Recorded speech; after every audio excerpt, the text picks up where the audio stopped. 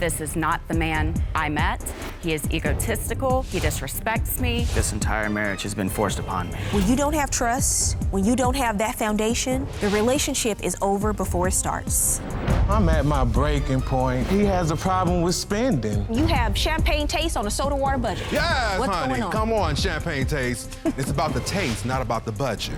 I can't trust him anymore. The man that I married would never have done that. I'm not going to advise her to try to make this work because I think it's dangerous. I think it's gone beyond that. Here is today's case. She says his obsession with the military has caused her so much loneliness that she's ready to call off the engagement. He says he will always protect, serve, and take care of his veteran community. Will he be able to save his relationship? That's today's case on Divorce Court. Court is now in session. The Honorable Judge Faith Jenkins presiding.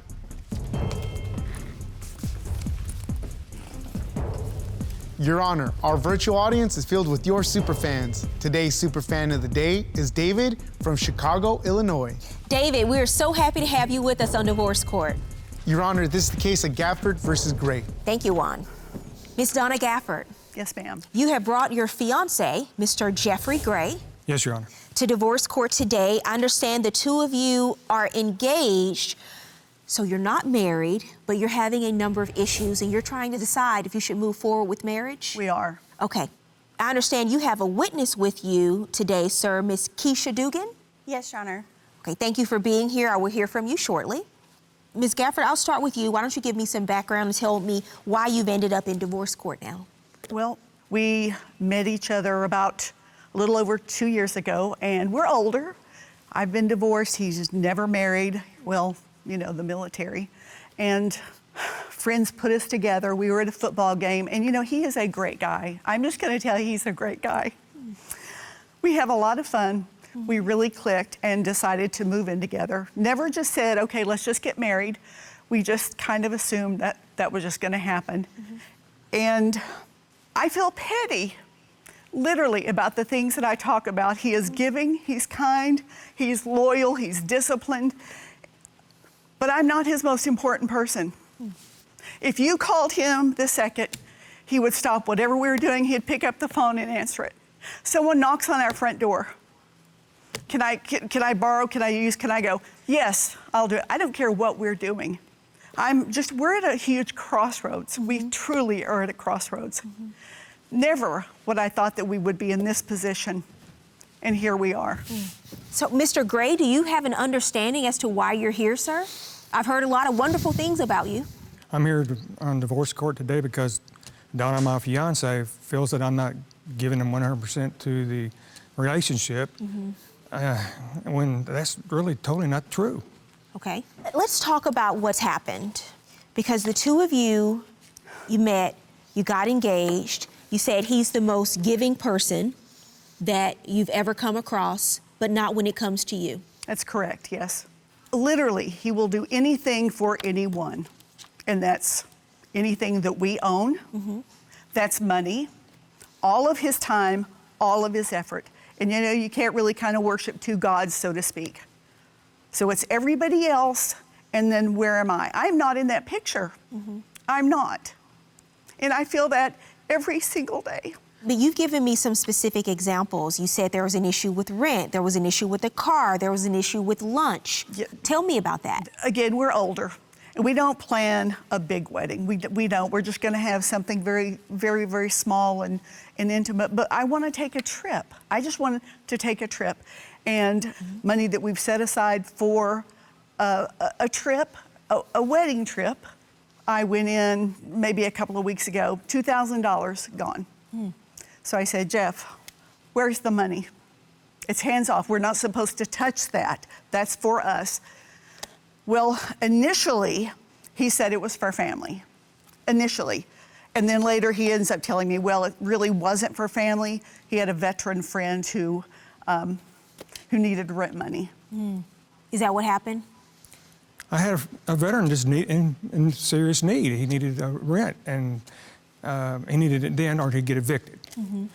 Granted, I told a little lie there, and I admit that, because of the way she would react to it. And it's just the way I am. It's part of my nature. It's the way I was We take care of each other.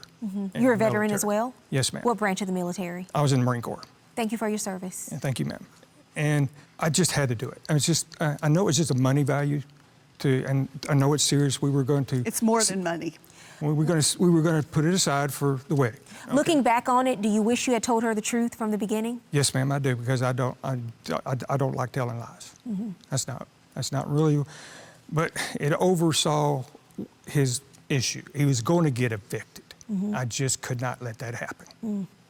You said that there was an issue with the car. What happened? Yes, I have a car, he has a vehicle. So he tells me that we were going to drive this person, or Jeff was going to drive this person to some job interviews. Well, it ended up, when I kind of come out of my office that day, get out, car's not there. Jeff, where's the car? Well, I give it to so-and-so. He hadn't brought it back yet.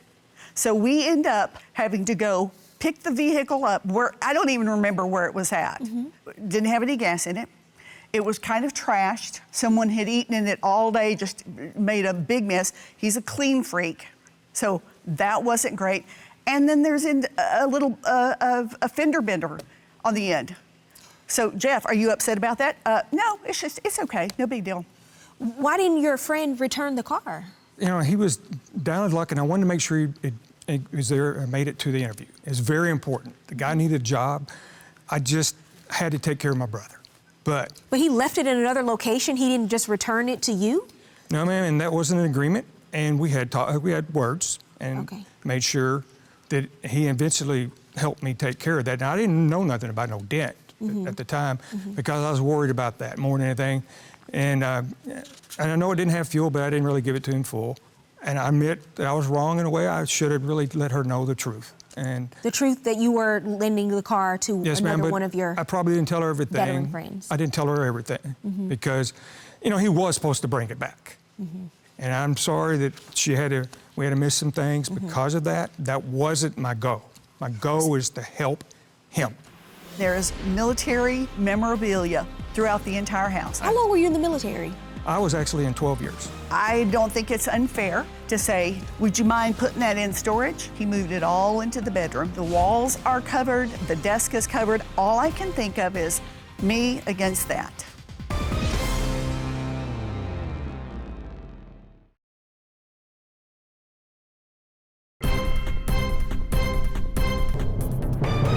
You said that there was an issue regarding reservations at a restaurant.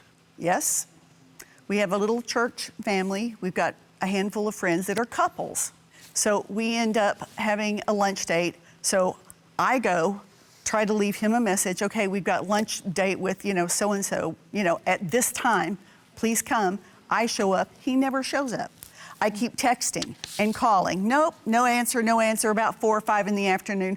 Oh, honey, what'd you want? Well, you missed lunch. Well, how can I make that up to you? Well, the reality is this couple is this couple. It's not me and him, it's me. And that's not much of a couple.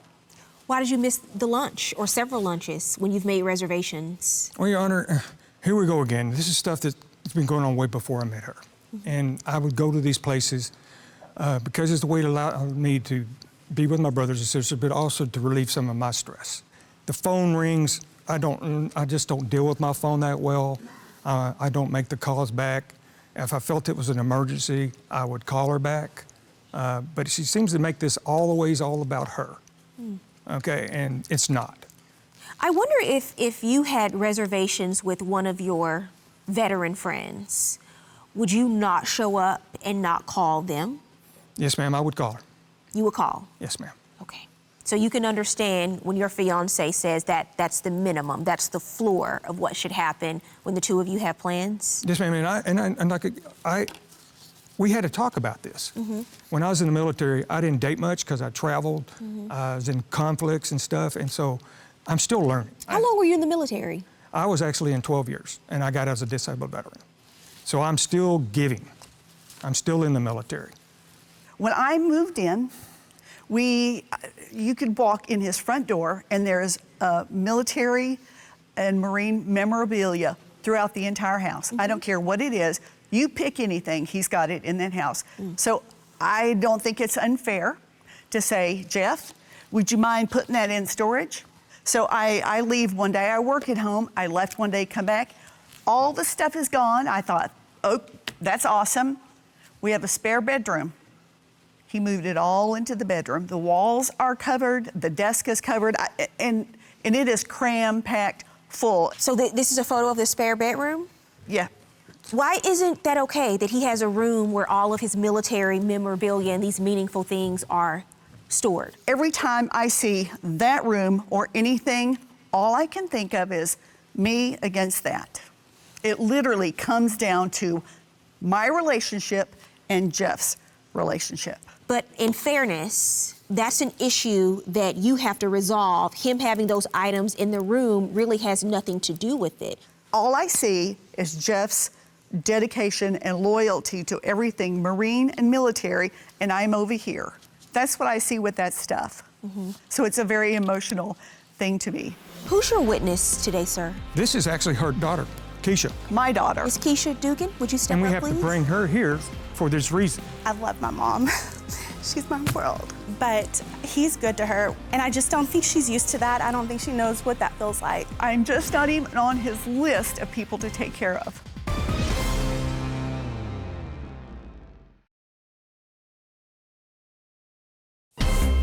If you'd like your case to be heard on divorce court, call us toll-free, 1-877-311-2222, or log on to our website at divorcecourt.com. Miss the show? Watch full episodes on our streaming platforms and follow us on social media for exclusive content. Valentine's Day, you know, every girl likes to get flowers, right? I get military color flowers. Those are the colors. I love carnations. And if the carnations end up being sprayed, those colors, I get them. That's what I get. So, and he sends me candy, ammo-shaped candy. Ammo-shaped candy? Ammo, yeah. Cartridges, you know, bullets like this size. And, okay, yes, they're chocolate. Mr. Gray, you couldn't find any just regular chocolates? What happened to the hearts? But it's chocolate. Who doesn't like chocolate? Who cares what it's shaped For Valentine's Day. For It's Valentine's still for me Day. with a card. It's for me. And, you know, whatever happens to the gift is something more than what you receive. It's who's getting it from. So, and you know, something that he does that, again, I'm not included in. He walks religiously every single day carrying a flag. He asked me to go. Why in the heck would I want to get up at, 7 in the morning? Sometimes it's not 7, sometimes it's late in the day. I've worked all day. No, I'm not going to do it. Let me see the video. Well, What are you doing here, sir? I do this for my brothers and sisters at arms, past and present, and I do it every day. I started walking because I used to weigh about 407 pounds, and I did bring pictures of that, and it just became something of greater than me. Okay, brings attention, but it brings attention to what I'm doing it and who I'm doing it for. That to me is bigger than any person, and she knows I was doing this, and I'm never going to stop. Who's your witness today, sir? Yes, Your Honor. This is actually her daughter, Keisha. Your daughter is his My witness? daughter. My daughter. Is Keisha Dugan? Would you step And we up, have please? to bring her here for this reason, and it's not making me happy. Okay, Ms. Dugan, thank you for being here, ma'am. Yes, ma'am. What is it that you want to say to the court? First of all, I love my mom. She's my world. But everything that she is complaining and unhappy about now, she was ecstatic about it in the beginning. She loved it. And so I'm really confused. I don't know where the change happened, but she loved it at first, and he's so good to her. Do you feel that her past, whatever that past is having an impact on this present relationship? I do, absolutely. I don't know if it's just that she's not comfortable with a good man, and she doesn't know what that love feels like, and she's like sabotaging herself. I don't know, but he's good to her, and I just don't think she's used to that. I don't think she knows what that feels like. Wow. What do you have to say about what your daughter just said? It breaks my heart, for one, that my daughter is here supporting Jeff. She's not there when everything else is going on. I just feel like I'm just not even on his list of people to take care of. And when she says that, sir, how does that make you feel? What do you think about that? That's just wrong. She just don't know. My emotions don't come out like a normal person, okay? I hold them in, and I got some learning to do, I promise you that. But Well, we all. I will give 110% for her. And I know I do the same with my brothers and sisters, but she still would be part of my family, and she joins that family. Because I spent a lot of time in the military, and I learned a lot, but I do have learning to do as part of a relationship, a different relationship. And I am willing to make this work. Okay. Thank you, Ms. Dugan. Thank you, Your Honor. I appreciate you being here and offering your testimony. If you would have a seat for me, please. And I appreciate what you just said, Mr. Gray.